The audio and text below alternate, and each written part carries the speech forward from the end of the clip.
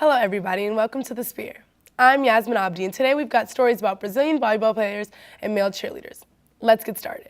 The San Jose State Spartans are Mountain West champions. The tennis team seemed to be on a mission in the conference tournament over the weekend, capping it off with a shutout win against its top-seeded UNLV Rebels 4-0.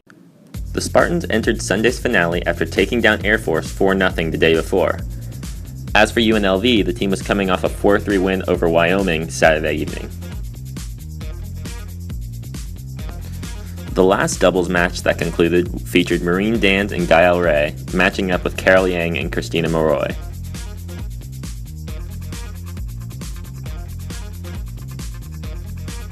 Mio Kobayashi and Tamara Kolbrick got things going in doubles, winning their match the quickest 6-3. Shortly after, the Spartans' number one pairing lost by the same score. SJSU's number 2 doubles team won the deciding match, securing the doubles point for the lower-seeded Spartans.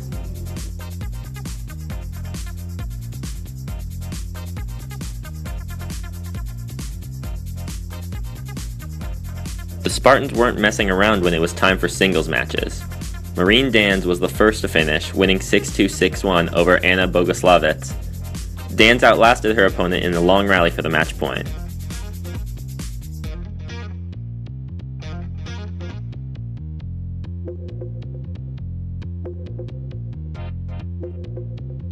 Sibylle Gauvin then defeated UNLV's Yang in the battle of nationally ranked opponents.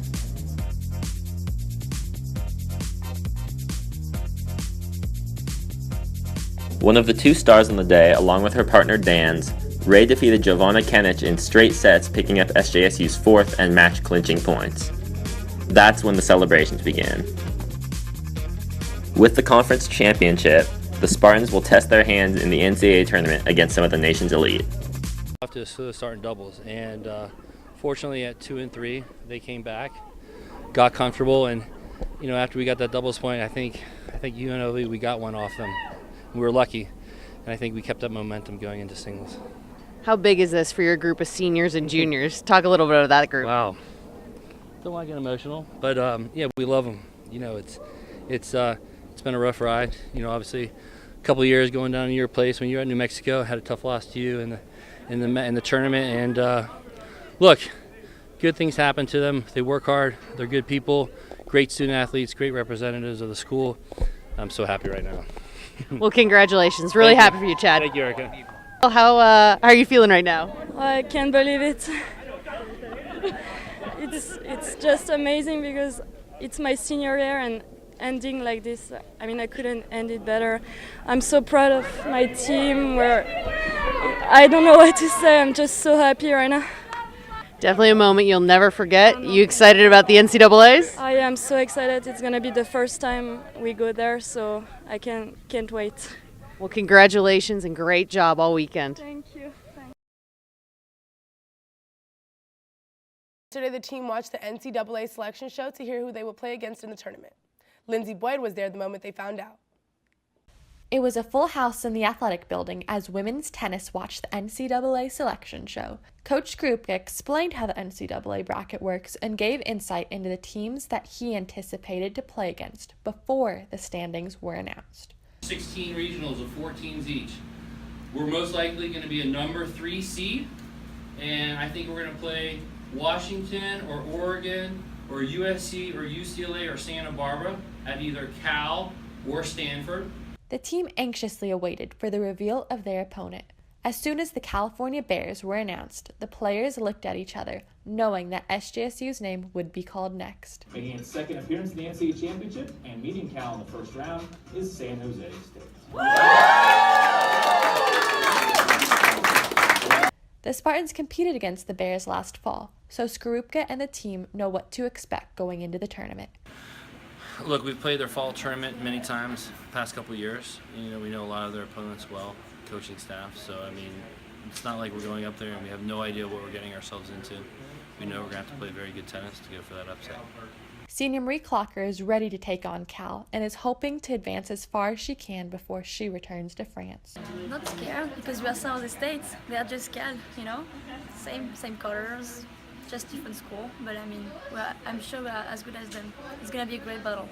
Gail Ray is glad that the match is local, but knows that the Spartans must remain focused, especially in singles play, in order to win. Play them in the fall, and we lost with 1 match point, so I think the doubles we can do something, and then in the singles, I know it's gonna be hard, but if I keep my focus, and yeah, we never know. The Spartans are no longer playing at AVAC, but will head to the Hellman Tennis Complex Saturday, May 13th at 12 p.m. to face Cal. With the spear, Lindsay Boyd. The San Jose State softball team swept the New Mexico Lobos this past weekend. Kaveen, Mystery, and Daniel Reedy break down the 3-game series.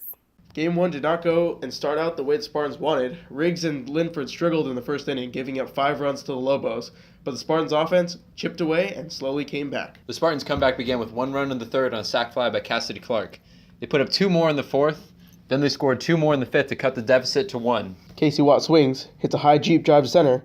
The center fielder's camping under it. She catches it. Abarkali tags up, heads to third, and the throw goes by the third baseman. Abarkali rounds third, heads for home, and the Spartans tie the game at 6 here in the 6th inning. Alyssa Avila up, second and third. The pitch gets by the catcher.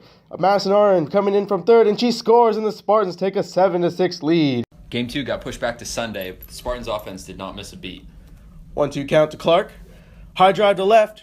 Way back there, going back to the left fielder, over the fence, and it's gone! A 3-run homer, her second home run of the season, and the Spartans take a 3-0 lead in the first inning.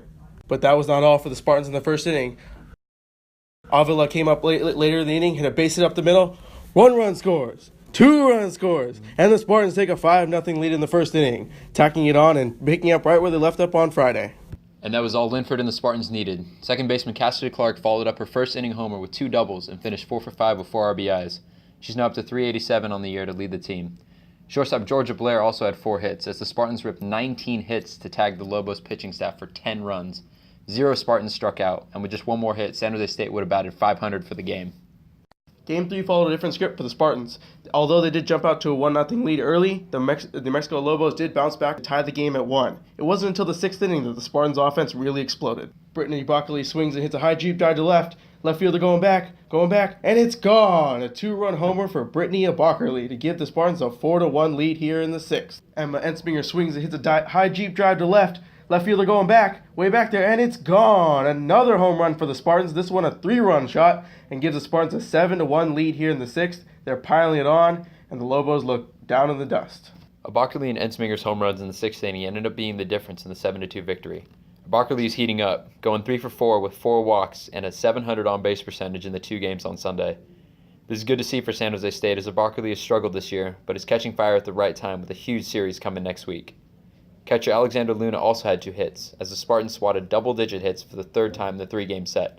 Utah State is fresh off a 15-5 Mercy Rule beatdown by San Diego State, and the Spartans have won 5 in a row, 9 of their last 10. The Spartans host Utah State for the final homestand of the season in a tight battle for the top spot in the Mountain West Conference. If you listen closely at the beach volleyball games, you might hear the word tacos being chanted from the sidelines. Taylor Lupetti dove deeper into the backstory of the Portuguese word taco with Brazilian duo Julia and Luisa.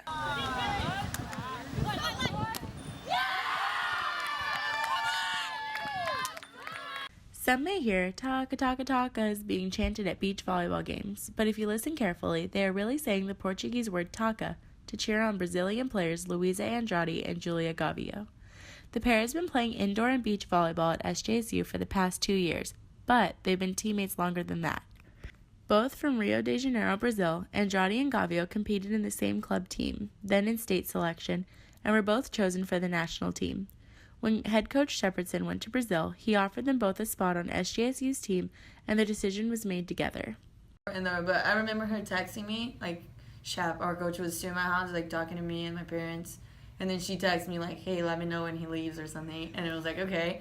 So then she called me, and she was like, yeah, like, he offered me the scholarship, but are you taking it? Because then I'm just going to take it if you take it. And I was like, okay, well, I'm just taking it if you take it. So, and then we decided to take it, and yeah.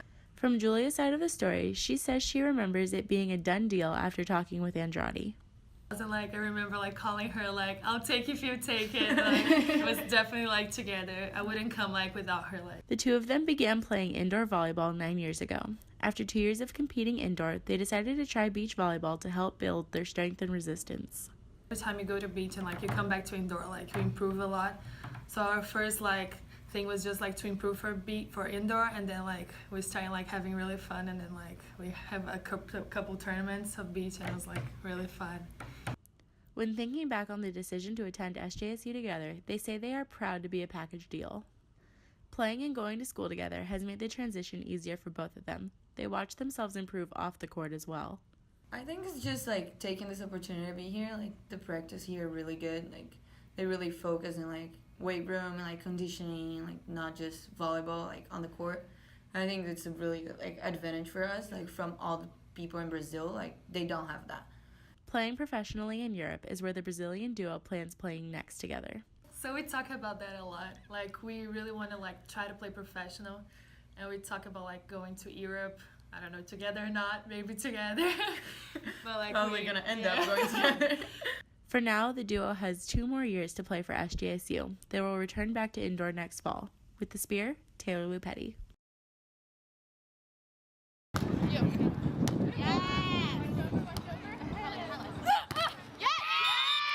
San Jose State's cheerleaders know how to get the crowd pumped during games. Cole Haft and Ryle Hill, 2 of the 3 male cheerleaders on the team, took us through the journey on the mat.